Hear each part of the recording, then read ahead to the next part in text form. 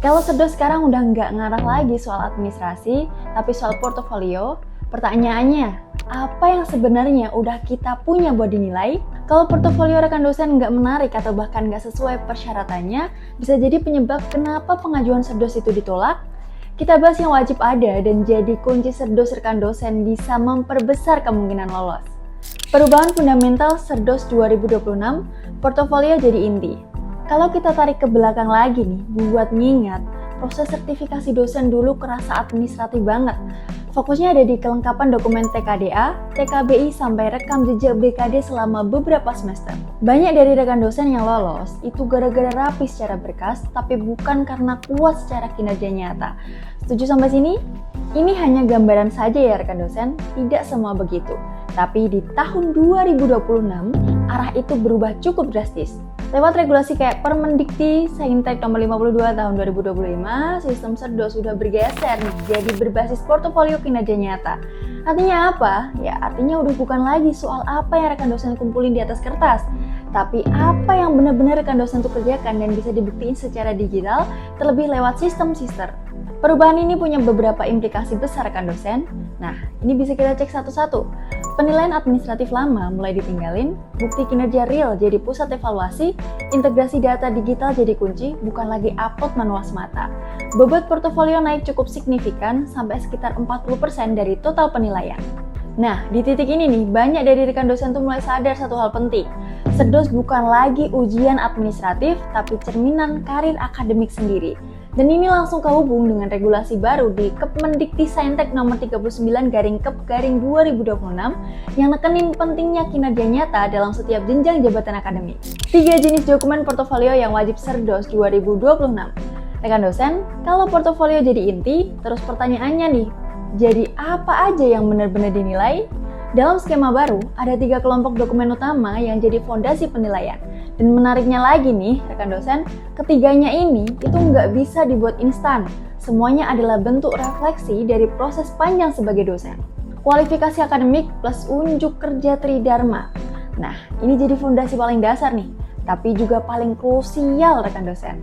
Sistem bakal ngebaca apakah rekan dosen itu benar-benar jalanin tridharma secara konsisten.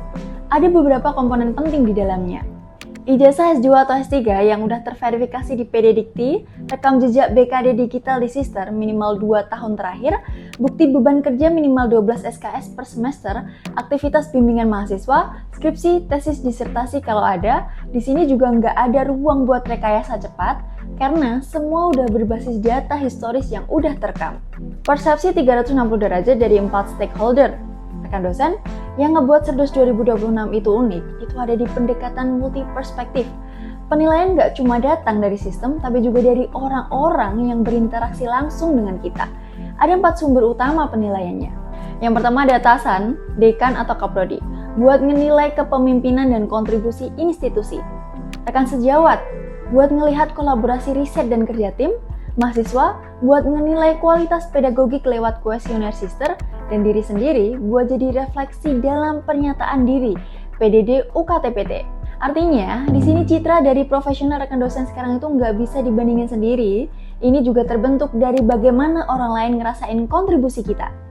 Ngomong-ngomong soal karir dosen, ternyata yang bikin capek itu bukan ngajarnya, ya nggak rekan dosen, tapi administrasi dan kewajiban karirnya ya. Kita harus paham RPS, ngurus BKD, ngerti sistem sister, nyusun roadmap penelitian, sampai mikirin target publikasi ke jurnal Scopus atau Sinta. Dan jujur, banyak dari kita belajar itu semua sendiri, trial dan error. Nah, kalau rekan dosen ngerasa di posisi itu, coba deh cek e-course karir dosen dari duniadosen.com. Di sana ada kumpulan e-course khusus pengembangan karir dosen, mulai dari cara menyusun RPS yang rapi, memahami akun sister biar nggak bingung saat pelaporan, bikin roadmap penelitian jangka panjang, sampai strategi supaya risetmu bisa tembus publikasi bereputasi. Belajarnya fleksibel, bisa diakses kapan aja, dan materinya memang dibuat khusus untuk realita dosen di Indonesia dan ada sertifikat 10 JP sebagai bukti pelatihannya. Semua solusi memahami karir dosen ada di e-course karir dosen. Akses linknya di sini, atau cek di deskripsi video ini ya. Siapa tahu ini bisa bantu kamu naik level lebih cepat sebagai dosen. Pernyataan diri, PDD UKTPT. Yang terakhir nih, bukan cuma formalitas saja ya rekan dosen, justru disinilah narasi besar seorang dosen itu dinilai. Ada beberapa hal yang harus tergambarkan kuat dalam PDD ini. Kontribusi tridharma yang dianggap berdampak, konsistensi perjalanan akademik, roadmap karir 5 tahun ke depan ini yang selaras dengan arah kebijakan kayak di Kepmendiktisendtek nomor 39/Kep/2026. Kompetensi 4 pilar penilaian portofolio bobot 40%. Nah, setelah dokumen udah kekumpul semua nih, pertanyaan berikutnya, apa yang sebenarnya dinilai dari portofolio tersebut? Jawabannya ada 4 pilar kompetensi utama, dan ini bukan cuma checklist, tapi jadi indikator kualitas seorang dosen secara utuh. Coba kita cek satu-satu bagian ini. Pilar 1, pedagogik 25%. Fokusnya ini bukan lagi cuma mengajar, tapi gimana ngajar dengan cara yang relevan dan berdampak. Coba kita lihat baik-baik. Inovasi metode pembelajaran, misalnya Flip Classroom, integrasi AI, kemampuan membangun interaksi aktif di kelas, tingkat kepuasan mahasiswa target ideal lebih dari 85%. Di sini, rekan dosen tuh dituntut bukan cuma nyampein materi aja, tapi nyiptain pengalaman belajar. Pilar kedua, profesional 30%. Ini bisa jadi jantung dari karir akademik, yaitu penelitian. Ada poin-poin yang perlu diingat nih buat rekan dosen. Proporsi penelitian minimal di 35% dari beban kerja, publikasi di jurnal bereputasi minimal di Scopus Q4, keterlibatan dalam hibah penelitian, target 1 hibah nasional setiap 2 tahun.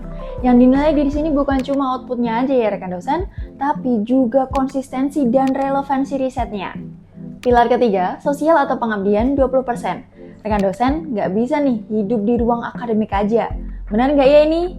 Ada tanggung jawab sosial yang harus dijalanin juga. Mulai dari pengabdian berbasis kemitraan, industri, UMKM, masyarakat, kegiatan ilmiah kayak webinar dengan partisipasi luas lebih dari 100 peserta. Dan di sini dampak nyata jadi kata kunci. Pilar keempat, kepribadian 25%. Ini mungkin memang kelihatan abstrak ya, tapi justru bisa jadi aspek yang sangat menentukan. Contohnya, integritas akademik, bebas dari plagiarisme, etika profesional dalam kolaborasi, lalu ada keterlibatan dalam jejaring internasional. Karena pada akhirnya nih, kualitas rekan dosen tuh nggak cuma diukur dari apa yang dihasilin, tapi juga dari bagaimana rekan dosen tuh ngejalanin profesinya. Serdos 2026 bukan lagi nih tentang soal siapa sih yang paling rapi berkasnya, tapi tentang siapa yang benar-benar punya rekam jejak yang kuat dan pastinya terarah. Dan titik ini, rekan dosen tuh mungkin mulai sadar kalau portofolio itu nggak bisa dibuat mendadak. Sekarang nih, yang perlu diingat-ingat rekan dosen sekalian, kalau portofolio saya dibuka hari ini, apakah udah cukup kuat buat ngewakilin siapa saya sebagai dosen? Kalau video ini bermanfaat, jangan lupa klik subscribe dan share ke rekan dosen lainnya, like dan komen di bawah ini apa yang perlu kita kulik lagi seputar karir dan akademik dosen. Sampai jumpa di video selanjutnya.